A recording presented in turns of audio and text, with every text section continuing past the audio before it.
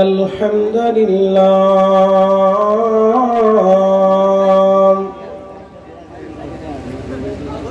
إن الحمد لله الصلاة والسلام على رسول الله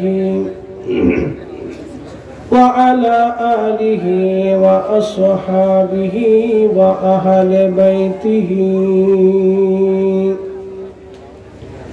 وأولياء ملته وعلماء أهل سنته أجمعين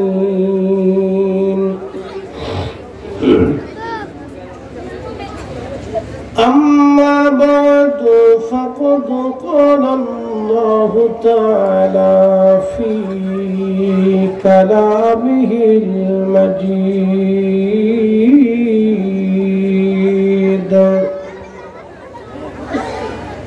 وتقلبك في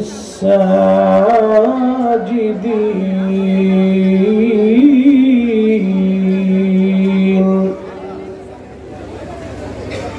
وفي آيات أخرى وبدأ خلق الإنسان من طين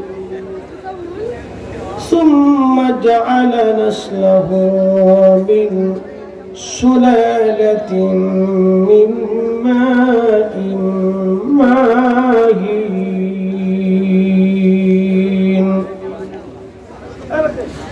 وفي آيات أخرى في شان حبيبه إن الله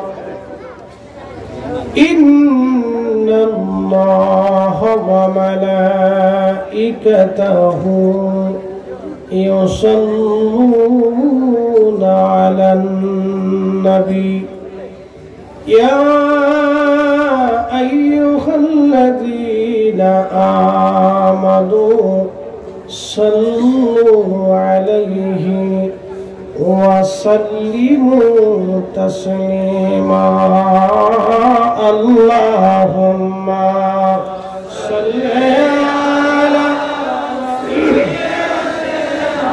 على जबान खोले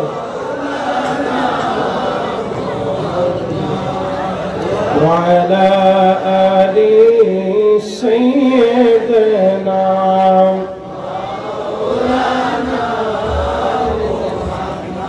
নবী রশকে যার দিল ভাই এ ভুবনে কাঁদে না রোজ হাসরে ভাই জানতারা নবীজির দেখা পাবে না আল্লাহুম্মা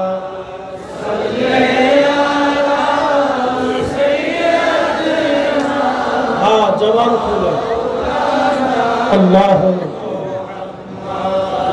वअला आलि सय्यदना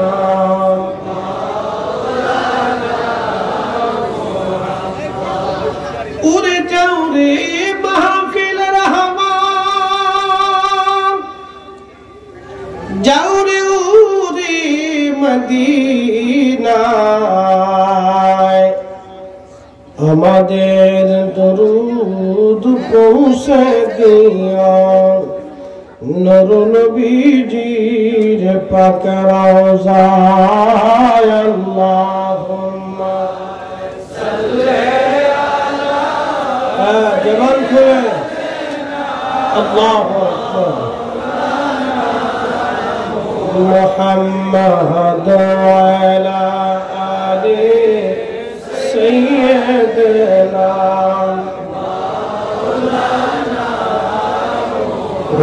لا إله جل لا إله حسبي ربي جل الله ما في قلبي غير نور محمد বলি নূর মুহাম্মদ পড়িলা ইল্লাল্লাহ লা ইলাহা ইল্লাল্লাহ জোরে লা ইলাহা ইল্লাল্লাহ ও লা ইলাহা ইল্লাল্লাহ লা ইলাহা ইল্লাল্লাহ মুহাম্মাদুর রাসূলুল্লাহ সাল্লাল্লাহু আলাইহি ওয়াসাল্লাম। শারবাদ মাদ্রাসা যুব সমাজের উদ্যোগে বড় কবরস্থানের কবরবাসীদের রুহের মাগফিরাত কামনাতে আজকের এই পঞ্চম বার্ষিক সুন্নি মহাসম্মেলনের সম্মানিত সভাপতি জনাব ডক্টর নাসিরউদ্দিন সরকার সাহেব, গোলাম মোহাম্মদ শাখাওয়াত সাহেব, আলহাজ জনাব হাসান হাবিব বিপ্লব সাহেব, জহুরুল ইসলাম হক তানবীর, মোহাম্মদ আলমগীর কবির, ডক্টর মোহাম্মদ মিজানুর রহমান, আবুল বাশার বাদশাহ, আলমগীর হোসেন সাহেব সহ সকল মুরব্বী। আমার আগে আলোচনা করেছেন জনাব মৌলানা কারি মিজানুর রহমান আজিজি আল কাদরি সাহেব মাদ্দাজিল্লাহু আলাইহি, সকল উলামা ইকরাম, গণ্যমান্য ব্যক্তিবর্গ, মুরব্বান ইকরাম, কলিজার টুকরো যুবক ভাইরা, পর্দানিশী আমার সম্মানিত মা, সকলকে মোবারকবাদ। শুকরিয়া করি সে আল্লাহ যিনি এই শাররাবাদের বহু মানুষের ভিতর থেকে যাচাই বাছাই পছন্দ করে আল্লাহ আপনাকে এবং আমাকে নির্বাচিত করেছেন, এবং আল্লাহ তার বেহেশতের বাগানে গভীর রাত পর্যন্ত বসে থাকার তৌফিক এবং ধৈর্য দান করেছেন। সেই জন্য আল্লাহর আসমানে আমরা একসাথে শুকরিয়া আদায় করে বলি আলহামদুলিল্লাহ। এই উপস্থিতি একটা কথা মনে রাখবেন, আল্লাহ যাকে পছন্দ করেন তাকে মুসলমান বানান, আল্লাহ যাকে পছন্দ করেন তাকে ওলি বানান, আল্লাহ যাকে আরো পছন্দ করেন তাকে একবারে আল্লাহ তার নিকটতম আল্লাহ জাহিদ ওলি বানায়, আল্লাহ মেহবুব বানায় নেন, এবং আল্লাহ যাদেরকে পছন্দ করেন তাদেরকে আল্লাহ ওলিদের সঙ্গী বানায় দেন, এবং আল্লাহ যাদেরকে ভালোবাসেন তাদেরকে আল্লাহ বেহেশতের বাগানে বসায় দেন, নামাজি বানান, রোজাদার বানান, হাজি বানান, জাকাতওয়ালা বানায় দেন, দানশীল বানায় দেন। আল্লাহ যাদেরকে পছন্দ করেন বুজুর্গ বানান। একসাথে বলা যাবে না মারহাবা? আল্লাহ কি এখন আমাদেরকে পছন্দ করেন না অপছন্দ করেন? পছন্দ করেন বিদায় ভিতরে বসাই দিচ্ছে, ঠিক কিনা? আর কিছু লোক দুনিয়ার বাজারে কেনাকাটায় ব্যস্ত, আপনারা জানা ভিতরে আখিরাত কেনার জন্য ব্যস্ত। আমার ভাই একটা বিষয়ের উপরে আমাকে বলেছেন, বিষয়টার দিকে আমি ফিরে যাব। এই বিষয়টা বুঝতে হলে আপনাকে অনেক নীতি দীর্ঘ আলোচনা শুনতে হবে। তা আমি বেশি লম্বা করব না, একবারে মূল পয়েন্টটা আপনাদেরকে ধরিয়ে দিব, খুব মনোযোগ দিন। এটা একটা সূক্ষ্ম মাসালা, মাসালাটা খুব সূক্ষ্ম। আমাদের পৃথিবীতে 800 কোটি মানুষ, একসাথে বলেন কত কোটি? 800 কোটির ভিতরে মাত্র 200 কোটি মানুষ মুসলমান। এই 200 কোটি মুসলমানের ভিতরে 73টা দলে বিভক্ত।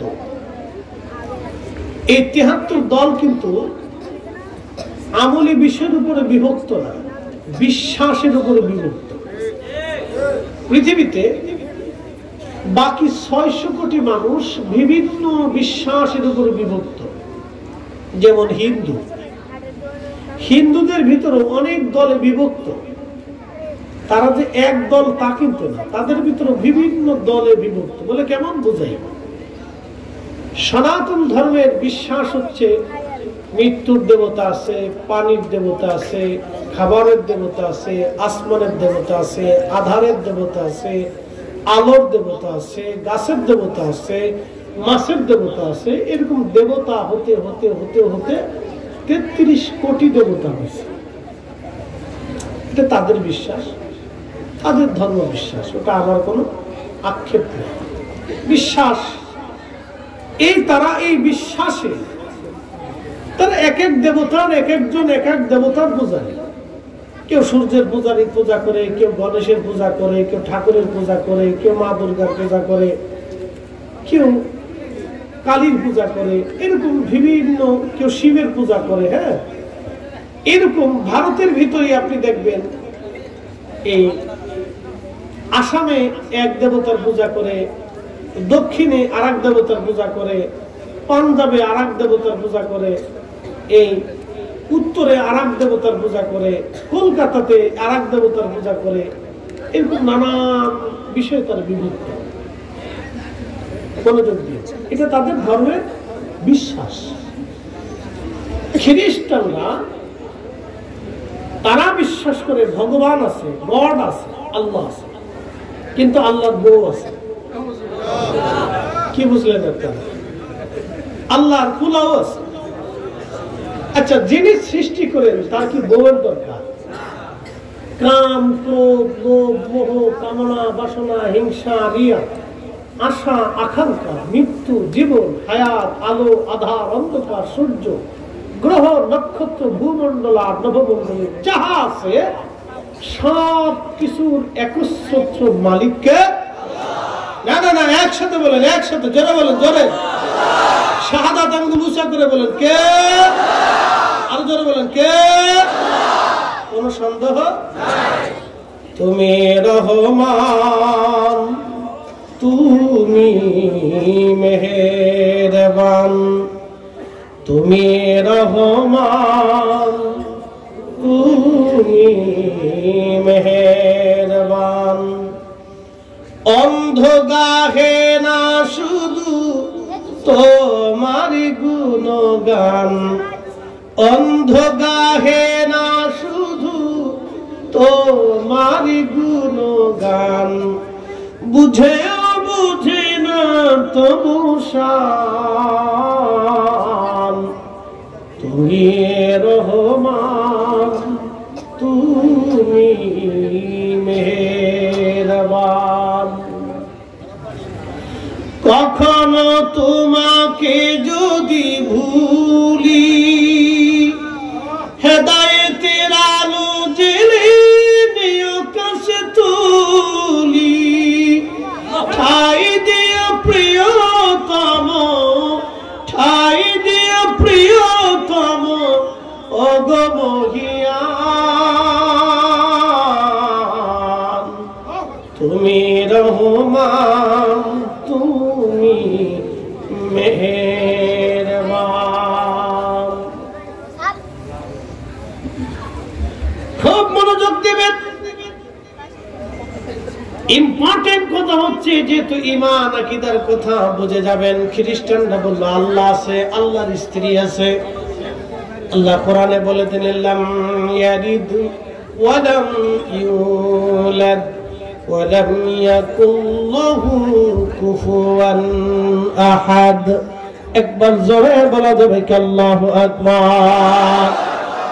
জোরে বলেন, কয় রব? জোরে বলেন, কয় রব? কয় আল্লাহ?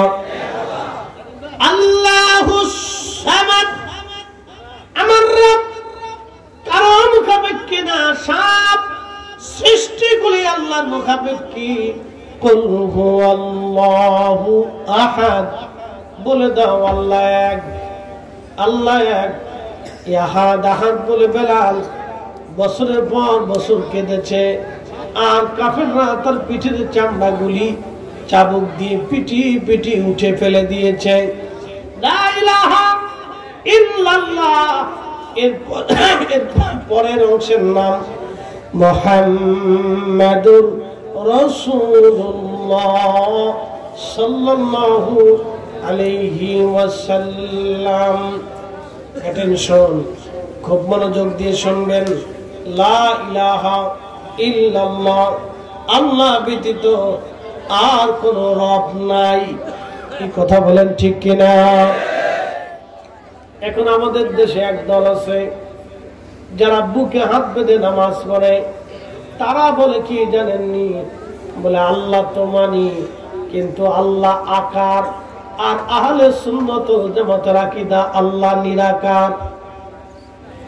দেখেন ভুলটা কোথায়? আমি বলছি সূক্ষ্ম পয়েন্ট, ভুল কোথায় আপনি বুঝে যাবেন।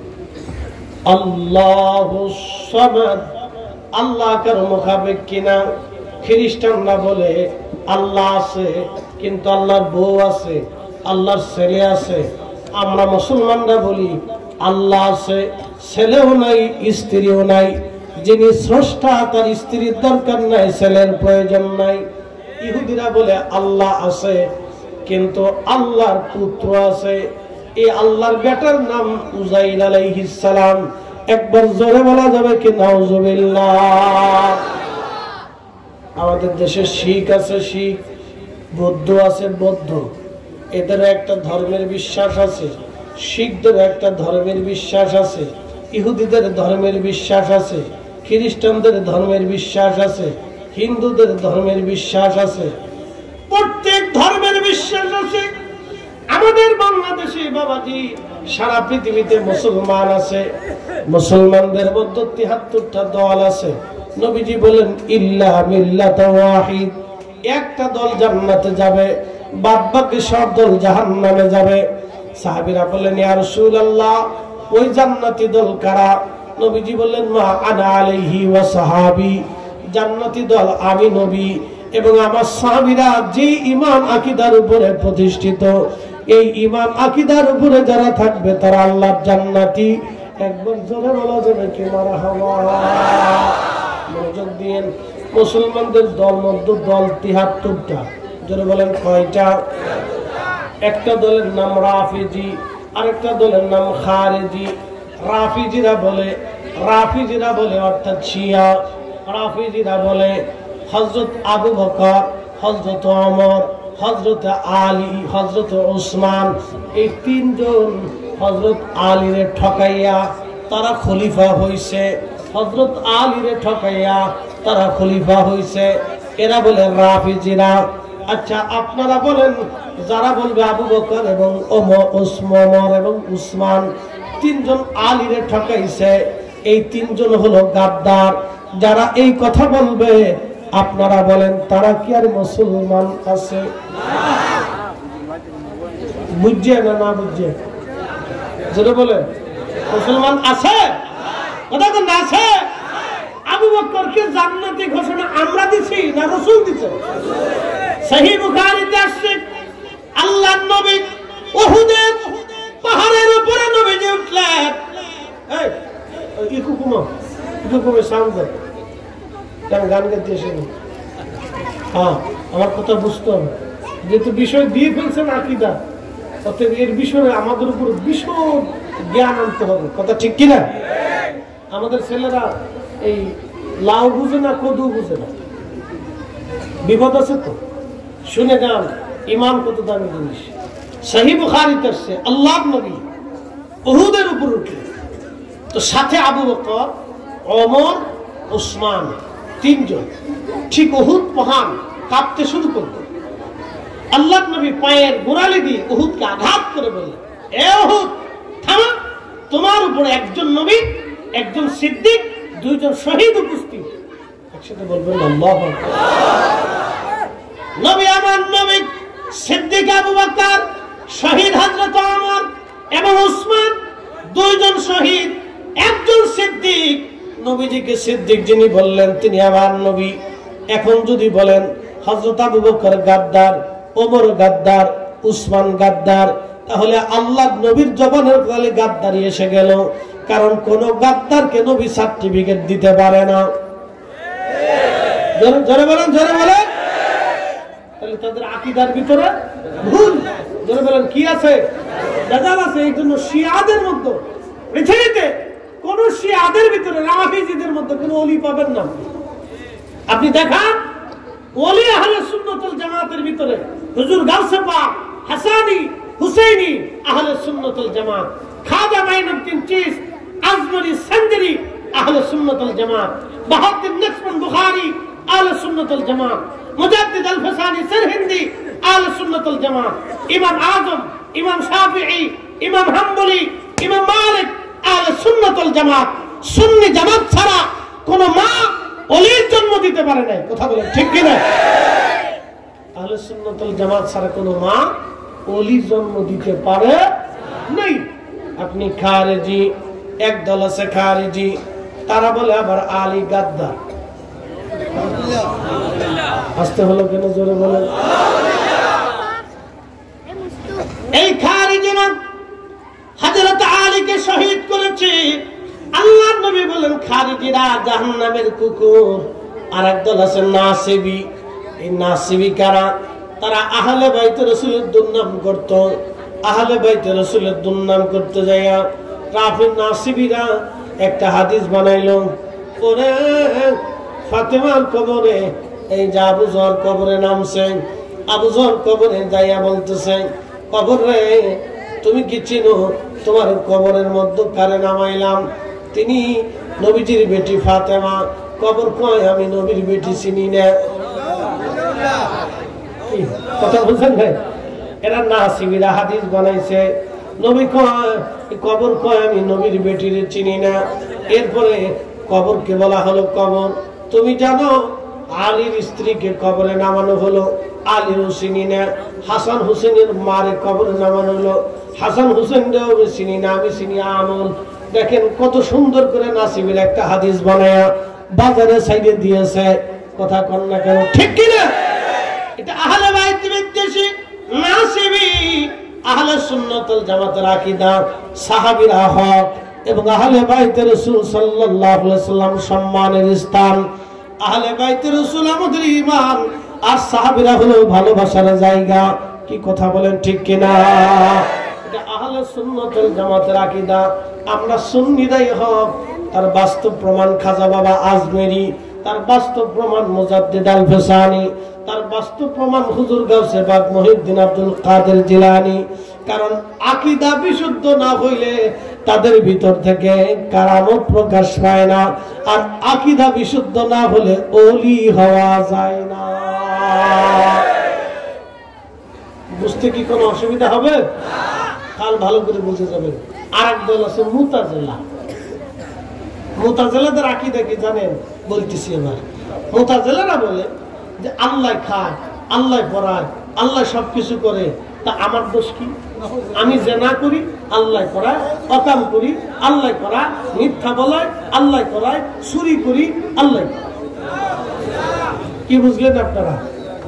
মুতাজিলা মুতাজিলা যারা বলেন এরা কারা? কথা কর না, এরা কারা? আমার দেশের কিছু বাউল শ্রেণী, ও ইমানও বোঝে না, আকীদাও বোঝে না, ও নিজে মুতাজিলা হয়ে গেছে, নিজেও জানে না। গান গায়, তুমি চালাও, তুমি নাচো, আমি নাচি, হুতুলের কি দোষ? কি কথা কন না কেন? মুতাজিলা যারা বলেন কি? মুতাজিলা আকীদা, আহলে সুন্নাত ওয়াল জামাতের আকীদা। আপনাকে দিন বুঝে যেতে হবে। মুতাজিলারা এই আমাদের দেশের বাউলদের ভিতরে মুতাজিলার আকীদা ঢুকছে। ঠিক, আপনি ঠিক বললেও ঠিক, না ঠিক বললেও ঠিক। ভালো করে বুঝে যাবে। আহলে সুন্নাত ওয়াল জামাত একবারে পরিশুদ্ধ, বিশুদ্ধ, একবারে ফ্রেশ। এই আকীদার মধ্যে কোনো ভেজাল নাই। বলতেছি ভালো করে শুনুন। এই মুতাজিলারা এই আকীদা গ্রহণ করল। তারা বললো আমাদের দোষ কি? চুরি করাইলে আল্লাহ করা। এক সরে চুরি করতে গেছে, গেরস্ত ধরে কায়দা মতো ভিড়ে দিচ্ছে, ওই সরে হলো মুতাজিলা। সরে কর, এই গেরস্ত ভিড়ও কেলে গেছে, ভিড়ে রে তুই চুরি করতেছিস, তোর সুবাহ বেড়া। আমি যে চুরি করতেছি আল্লাহর হুকুম ছাড়া গাছের পাতা নড়ে না, আমি চুরি করতেছি আল্লাহর হুকুমই হয়েছে। সরে দলিল দিছে, আমি গেরস্ত আরো ভিড়ে দিছে, কায়দা মতো কিনে দিতেছে, আরো ভিড়েও কেলে গে ভিড়াইতেছি। বুঝোস না, আল্লাহ তোর চুরি করতে পাঠাইছে আর আমার ভিড়াইতে দিছে। এবার মুতাজিলাতে ভ্রান্ত, এই চোর ভিড়ে নিতে বুঝে যা, এত বেশি দলিল লাগবে না।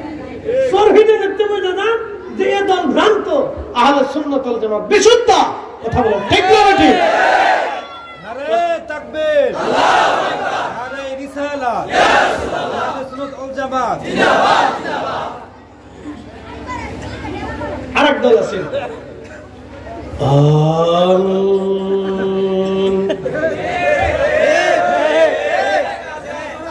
আছে না?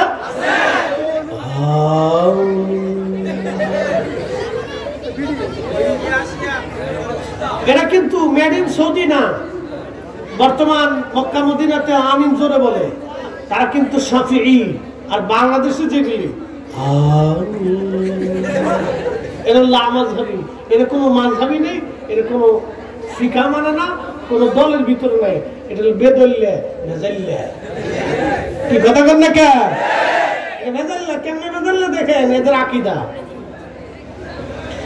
এদের আকীদা হচ্ছে মুহাম্মদ সাল্লাল্লাহু আলাইহি সাল্লাম আমাদের মতোই মানুষ, তার বাবা মা কাফের।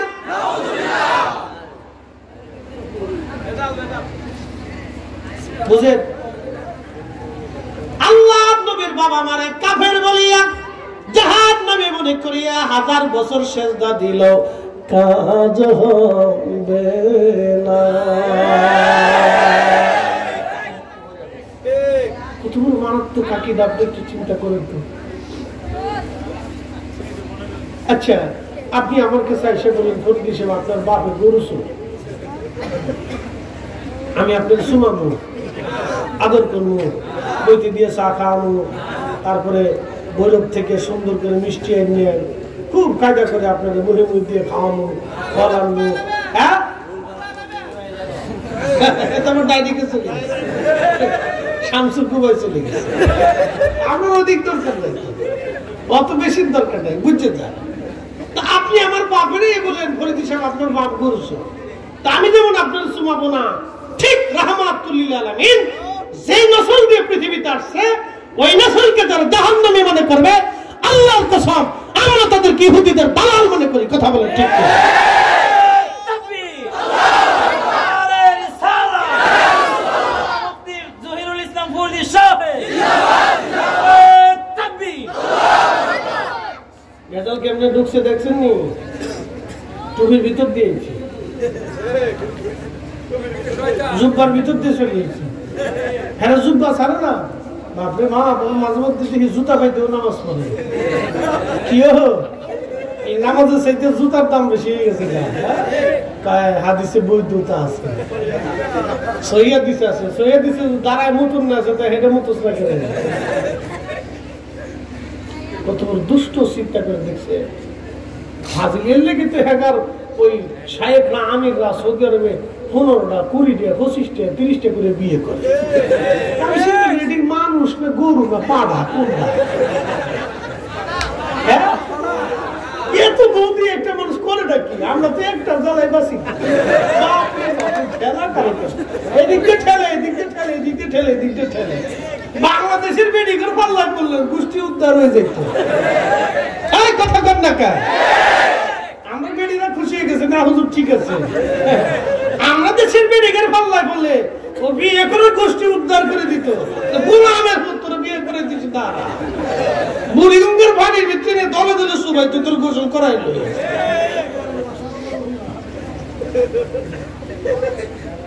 আচ্ছা, আপনারা বলেন তো আল্লাহর আইন অনুযায়ী বিয়ে কয়টা? মাসনা, সুলাসা, রুবা। সূরা নিসার 3 নম্বর আয়াত এবং তার তাফসীর করে দেখবেন। পৃথিবীর সব তাফসীর করে দেখবেন, আমি কোন তাফসীরের নাম বললাম না, পৃথিবীর সব তাফসীর করে দেখবেন। মাসনা, সুলাসা, রুবা, সূরা নিসার 3 নম্বর আয়াতে আল্লাহ বলছেন যদি ইনসাফ প্রতিষ্ঠিত করতে পারো তো কেমন?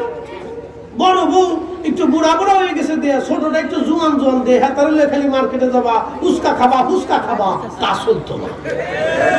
দোনোটারে উস্কা ফুচকা খাবা, সানোটারে একলো গেলে উস্কা ফুচকা খাবা। এখন আমাদের দেশে তো ফুচকার মার্কেট বিরাট, পুরো মার্কেট। স্বামী বিদেশ থাকলে তার কোনো কথাই নেই। আমি নাম দিয়েছি মেয়াদিন ফুচকা। কি কথা বলতে কে? মেয়াদিন ফুচকা ফুচকা ফুচকা।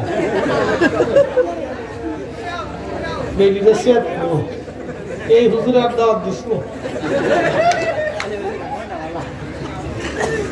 তেঁতুল তিতা নিম তিতা তিতা পানের জট, তার সাথে অধিক তিতা 203-এর ঘর, 203-এর ঘর। বাংলাদেশে যে 2টা বিয়ে করছে তার কপালে ডানা পড়ছে। এই জীবনে সুখের মুখ কোনদিন দেখে যেতে পারে নাই। দুনিয়ার থেকে জাহান্নাম কি জিনিস বুঝে গেছে। আপনি যত কিছুই দেন না কেন, বড় বউ বাজার তুমি ছোটটার কাছে গেলে হেত বাজার তুমি বলি বড় একটা নম্বরে কারিনি। আরে 2-3 গোষ্ঠী উদ্ধার হয়ে যাবে। বাপ রে বাপ, বাংলাদেশের মিডিয়া খুব মনোযোগ দিন। আল্লাহর আইন অনুযায়ী একসাথে 4 জন স্ত্রী আপনি রাখতে পারবেন যদি আপনি সমান অধিকার প্রতিষ্ঠিত করতে পারেন। আর যদি সমান অধিকার প্রতিষ্ঠিত করতে না পারেন একটাই ভালো, কিন্তু 5 নম্বর স্ত্রী যদি রাখেন হারাম হবে, 6 নম্বর হারাম হবে, এরপরে যত স্ত্রী গ্রহণ করবেন সব হারাম হবে, যতবার মিলন হবে ততবার জানা হবে, যতটা সন্তান হবে সব কয়টাই হারাম জাদা হবে।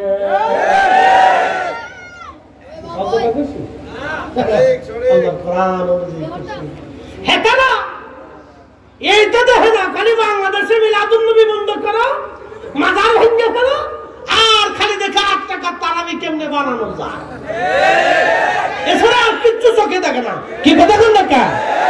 এরা আমাদের দেশে নতুন করে ফতোয়া দিয়েছে। আবার কি কয় জানেন? লা ইলাহা ইল্লাল্লাহর পরে মুহাম্মদুর রাসূলুল্লাহ সাল্লাল্লাহু আলাইহি ওয়াসাল্লাম লেখা যাবে না, এটা শিরক। এদেশে যারা কালেমে নিয়ে ভেজাল বাঁধাইছে আমরা মনে করি এগুলো সব মুসাদের এজেন্ট, সবকটা মুসাদের এজেন্ট বাংলাদেশে এসে ভেজাল বাড়াই দিচ্ছে, ফিতনা সৃষ্টি করে দিচ্ছে, ও কালেমা নিয়ে ভেজাল বাঁধাই দিচ্ছে। আপনি চিন্তা করেন কোথায় হাত দিচ্ছে? রসুলের আব্বা আম্মা কাফির এবং জাহান্নামী, এই কথা বলিয়া কিয়ামত পর্যন্ত সেজদা দিয়ে জান্নাতের আশা করতে পারবেন? কি মনে হয়? কি মনে হয় পারবেন? ইন্নামাল মুশরিকুনা নাজাসুন, প্রত্যেকটা মুশরিক নাপাক।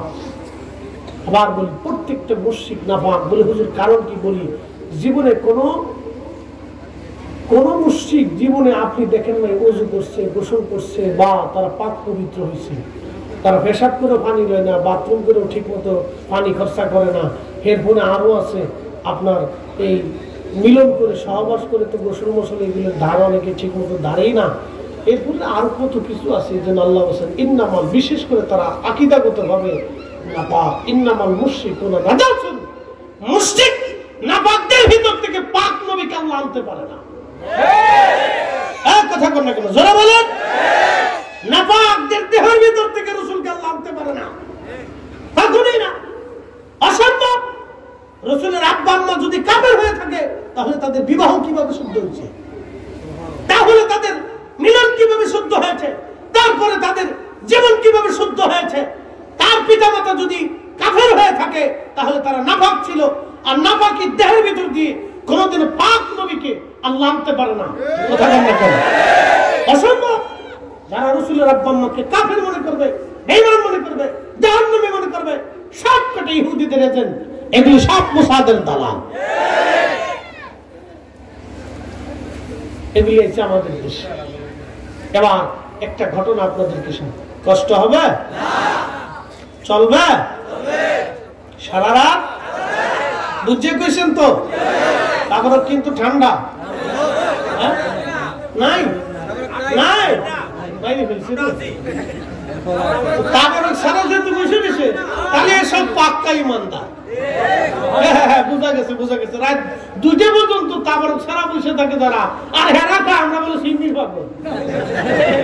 তাহলে বুঝা গেল এরা মিশা কথা কয়, আমরা সিন্নির পাগল না, আমরা নবীর পাগল। কি কথা বলেন না কেন? হাত জায়গায় বলেন, হাত জায়গায় বলেন।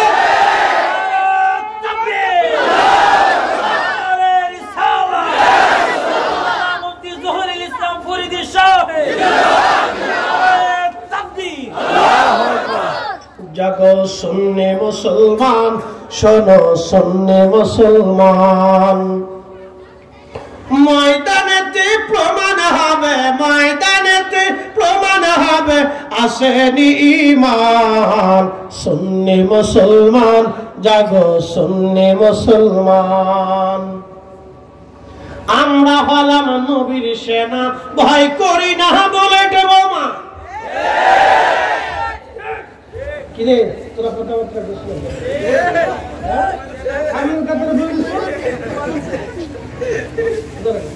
আমরা হলাম নবীর সেনা, ভয় করি না বলে দেব মা। আবার জীবিত সুস্থ জোরে কর।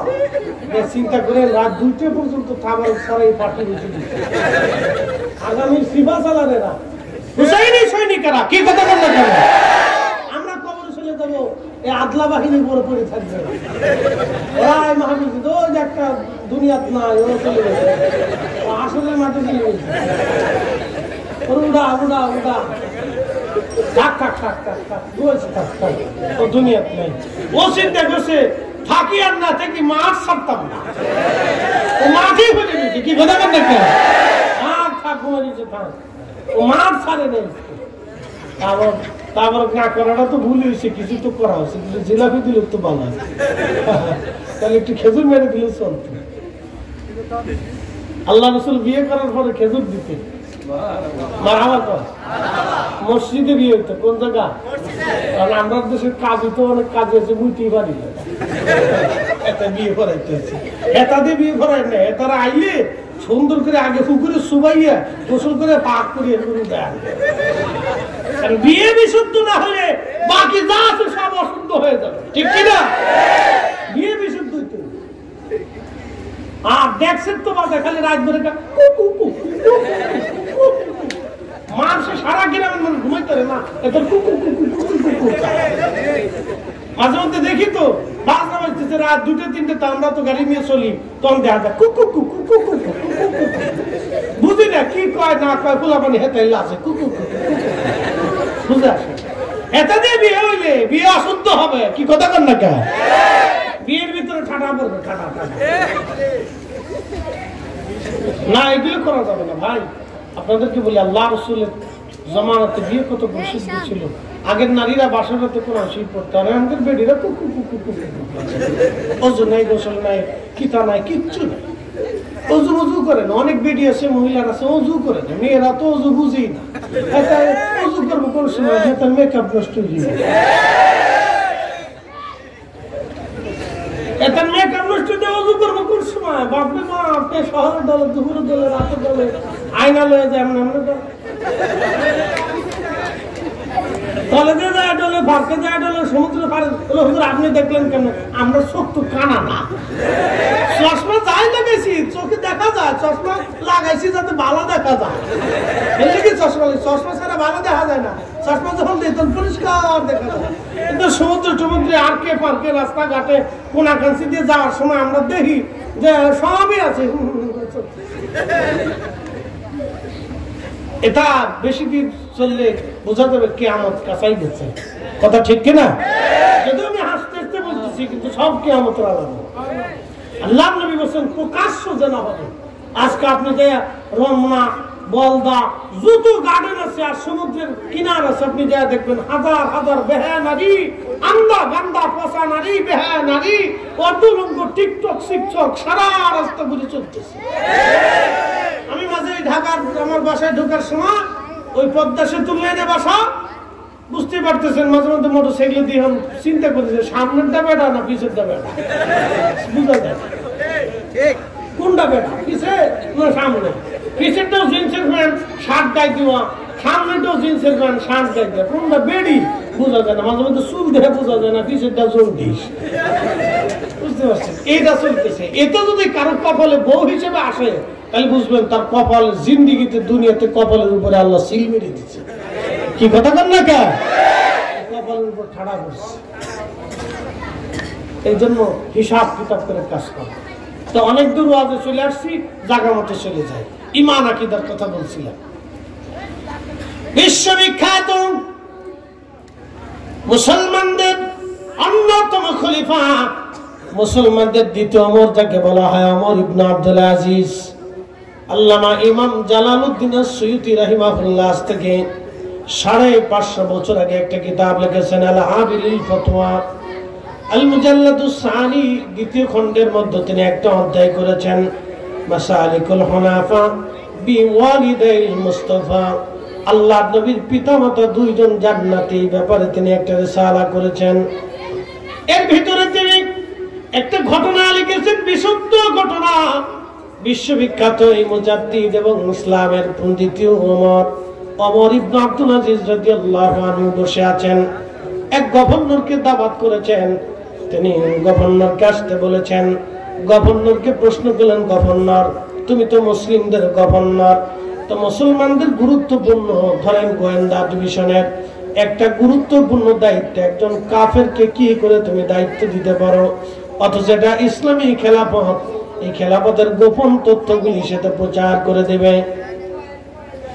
হযরত ওমরকে, হযরত ওমর ইবনে আব্দুল আজিজ কি তখন ওই গভর্নর ডাক দিয়ে বলেন, আমিরুল মুমিনিন আল্লাহ আপনাকে maaf করুন, আপনি কি জানেন না নবীর পিতামাতাও দুইজন কাফের ছিল। এই কথা যখন বলছে ওমর ইবনে আব্দুল আজিজ তখন রাগান্বিত হয়ে গেলেন, তিনি শুধু শব্দ করলেন, কি বললেন, আমি যদি তোর জিভ কেটে ফেলতাম, আমি যদি তোর হাত কেটে ফেলতাম, আমি যদি তোর পা কেটে ফেলতাম, তুই রাসূলের আব্বা আম্মাকে কাফের বলতেছিস, তোর সাহস কত বড়, কি বললি, আমি তোর জিভ কেটে ফেলতাম, আমি তোর হাত কেটে ফেলতাম, আমি যদি তোর পা কেটে ফেলতাম, দুরহানা ফরমান, মুসলমানদের গভর্নর পদে তোকে রাখাই যাবে না, তুই কি করে রাসূলের আব্বা আম্মাকে কাফের বলতে পারিস। একসাথে বলা যাবে না আল্লাহু আকবার। আজকে যদি উনি জিন্দা থাকতেন তাহলে পৃথিবীর বহু এই সমস্ত লামাধর্মী শেখ যারা বলে রাসূলের আব্বা আম্মা কাফের ছিল, জাহান্নামী, ওদের জীব উনি টেনে টেনে ধরে কেটে ফেলে দিতেন। কথা বলেন ঠিক না বেটি? কপাল বলো যে মুসলিম মিল্লাতে ওমর ইবনে আব্দুল আজিজ আর দ্বিতীয়টা নাই। এই জন্য ঈমান আকীদাকে বিশুদ্ধ করে কবরে দেবে, বিপদ আছে। এবার আসেন, আমার ভাই বলেছেন আল্লাহর নবী নূর না মাটি, এ ব্যাপারে আপনাদেরকে নীতি দীর্ঘ আলোচনা করতে গেলে সারা রাত চলে যাবে। শুধু এতটুকু বলে যাই, আল্লাহ কোরআনে বলেন, ওয়াবাদা খালকাল ইনসানি মিন তিন, আমি মানব জাতির সৃষ্টির সূচনা করেছি মাটি থেকে। সুম্মা জাআলা নাসলাহু মিন সুলালাতিন মিন মাইন মাহিন,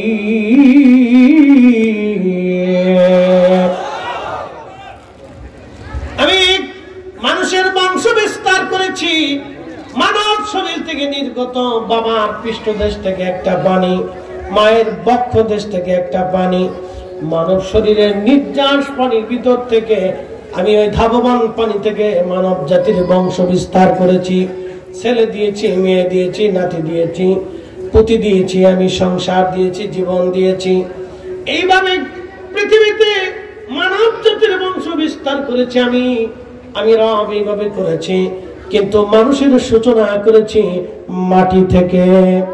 এই মাটির প্রথম সৃষ্টি আদম আলাইহিস সালাতু ওয়াস সালাম, শুধু মাটি ছিল না, সাথে ছিল পানি, আগুন, বাতাস, মাটি, আগুন, পানি, মাটি, বাতাস।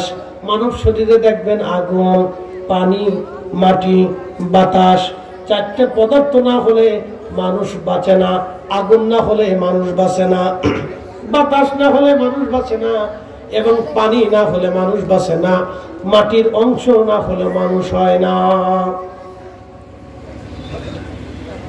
হুজুর গাউসে পাক মহিউদ্দিন আব্দুল কাদের জিলানী সিররুল আসরারের মধ্যে তিনি লিখেছেন, আব, আতশ, খাক, বাদ, আগুন, পানি, মাটি, বাতাস, চার রঙের মশলা দিয়া যে কইরাছে তোর গঠন, চার রঙের মশলা দিয়া। আগুন, পানি, মাটি, বাতাস একযোগে করিয়া প্রকাশ। আগুন, পানি, মাটি, বাতাস একযোগে করিয়া প্রকাশ। ওরে দেখলি না তুই কইরা তালাশ, ওরে দেখলি না তুই কইরা তালাশ, কোন জায়গা সে মহাজন, চার রঙের মশলা দিয়া, চার রঙের মশলা দিয়া যে কইরাছে তোর গঠন, চার রঙের মশলা দিয়া। এই চারটি মশলা দিয়ে আদম নবীকে যখন আল্লাহ বানাইলেন, বানানোর পরে আদম আলাইহিস সালামের সামনে আল্লাহ আমাদেরকে উপস্থাপন করলেন। সেদিন আমাদের রূহগুলিকে আল্লাহ আদমের সামনে দাঁড়া করাইলেন। আদম সফিউল্লাহ থেকে কিয়ামত পর্যন্ত যত মানব সন্তান পৃথিবীতে আসবে সবার রূহগুলি আদম আলাইহিস সালামের সামনে উপস্থাপন করলেন। এই সময় আদম নবী দেখলেন কে রাজা হবে, কে মহারাজা, কে ধনী, কে দরিদ্র, কে আলেম, কে জালেম, কে চোর, কে ডাকাত, কে এমপি, কে মন্ত্রী, কে লেঙ্গা, কে আলেম, কে জাহিল, কে আবেদ, কে ওলি, কে বুজুর্গ, কে মুজাদ্দিদ, কে কুতুব, কে আবদাল, কে মাজজুব। এইভাবে আদম নবী দেখতে লাগলেন। আল্লাহর নবী বাইহাকি শরীফে বিশুদ্ধ সনদে নবীজি বলেছেন, ঠিক তখনই আদম নবী আমার দিকে তাকায় দেখলেন ফারাআনি নূরান সাতিআন ফি আসফালিহিম, আমাকে আদম নবী দেখতেছে উজ্জ্বলতম নূরওয়ালা। একবার জোরে বলবেন আল্লাহু আকবার। কি ওয়ালা? না না, জোরে বলেন, জোরে বলেন। আদম নবী যখন মাটি, আমাদের নবী নূর।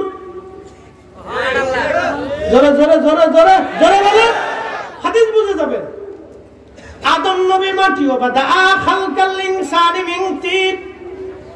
আদম নবী যখন মাটি, পানি, আগুন, বাতাস, আমাদের নবী তখন নূর। ফারআনি নূরান সাতিআন ফি আসফালিহিম, এক উজ্জ্বলতম নূরওয়ালা, নূরওয়ালা, নূরওয়ালা, নূরওয়ালা। কি ওয়ালা? জোরে বলেন কি ওয়ালা? আদম তখন মাটিওয়ালা। আদম কি ওয়ালা? নবী কি ওয়ালা? আদম কি ওয়ালা? নবী কি ওয়ালা? সহজ আর বুঝাইতে। আদম আলাইহিস সালাম জিজ্ঞেস করলেন, ইয়া রব মান হাদা? আল্লাহ কে? এত চমৎকার নূরের অধিকারী কে? আল্লাহ তখন বলেন, হাদা ইবনুকা, এই তোমার সন্তান আহমদ মুহাম্মদুর রাসূলুল্লাহ সাল্লাল্লাহু আলাইহি ওয়াসাল্লাম। একসাথে বলবেন মারহাবা। আদম কি বলা? জোরে বলেন, একসাথে বলেন। হ্যাঁ তোমরা বলো, আদম কি বলা? তখন আমাদের নবী কি বলা? আদম কি বলা? তখন আমাদের নবী কি বলা? নূর বলা। নূরান সাতিআন ফি আসফালিহি। এই সূত্র বুঝলে সহজ হয়ে যাবে। আদম জিজ্ঞেস করেন, ইয়া রব মান হাদা? আল্লাহকে? আল্লাহ তখন বলেন, হাদা ইবনুকা, ইনি তোমার সন্তান হবে। বাবা মাটি, ছেলে নূর, তারপরে সে সন্তান হবে। ইবনুকা আহমদ মুহাম্মদুর রাসূলুল্লাহ সাল্লাল্লাহু আলাইহি ওয়াসাল্লাম। আদম শুনো, তার আরো একটা গুণ আছে, ওয়াল আউয়াল, সৃষ্টিগতভাবে সেই প্রথম, নবী হিসেবে প্রথম, মানব হিসেবে প্রথম। একসাথে বলা যাবে মারহাবা। এখন ওয়াল আউয়ালের তাফসীর করতে গেলে রাত শেষ হবে। শুধু একটা কথা আপনাদেরকে বলে, একটা আয়াত বলে দিয়েছে আল্লাহ কোরআন, একটা আয়াত নেন, কষ্ট হবে আপনাদের? তাহলে একটা লোক উঠবেন না, কেমন 2টো বাজে 15 মিনিট সময় দিবেন। এই মাসালা না বুঝলে আপনি বুঝবেন না। সারা জীবন খালি মনে করবেন বেদাতি বেদাতি বেদাতি, আমাদেরকে বেদাতি মনে করবেন। আপনি এটা বুঝার পরে বুঝবেন যে না, আমরা হকের উপরে আছি না বেহকের উপরে আছি, বুঝে যাবেন আজকে। একসাথে বলেন তো আল্লাহু আকবার। আমরা আর 15 মিনিট সময় দেওয়া যাবে না ইনশাআল্লাহ? তাহলে বলেন ইনশাআল্লাহ। একসাথে বলেন নারে তাকবীর, নারে রিসালাত। আদম কি ওয়ালা? মাটিওয়ালা। আমাদের নবী কি ওয়ালা? নূরওয়ালা। বুঝে যাবেন এখন, খুব মনোযোগ দিবেন। আল্লাহ তখন আবার পরিচয় দিয়ে বলেন, ওয়াল আউয়াল, তিনি প্রথম, ওয়াল আখির, তিনি শেষ, ওয়া হুয়া আউয়ালুশ শাফিঈ, ওয়া হুয়া আউয়ালুশ শাফিঈ, তিনি প্রথম সুপারিশ করবে বলা। আল্লাহ আরো 3টা গুণ বললেন। প্রথম ওয়াল আউয়াল। এখন কোরআন থেকে বুঝে যান। কুল ইন্না সালাতি ওয়া নুসুকি ওয়া মাহইয়ায়া ওয়া মামাতি লিল্লাহি রাব্বিল আলামিন লা শারীকা লাহু ওয়া বিযালিকা উমিরতু ওয়া আনা আউয়ালুল মুসলিমিন।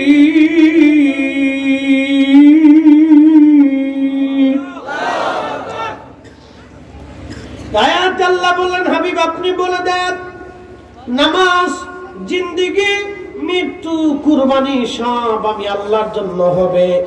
আরো আপনি বলে দেন, লা শারীকা লাহু, আমি আল্লাহর কোনো শরীক নাই। আপনি আরো বলে দেন, ওয়াবিযালিকা উমিরতু, আমি নবী আদিষ্ঠিত হয়েছি কথা বলার জন্য।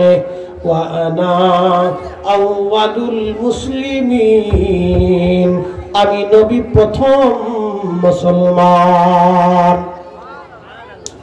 বলতেছি খুব মনোযোগ দিন। ওয়া আনা আউয়ালুল মুসলিমিন, সবার আগে আল্লাহকে আল্লাহ বলে যিনি স্বীকার করছেন তিনি নবী। একসাথে বলবেন আল্লাহু আকবার।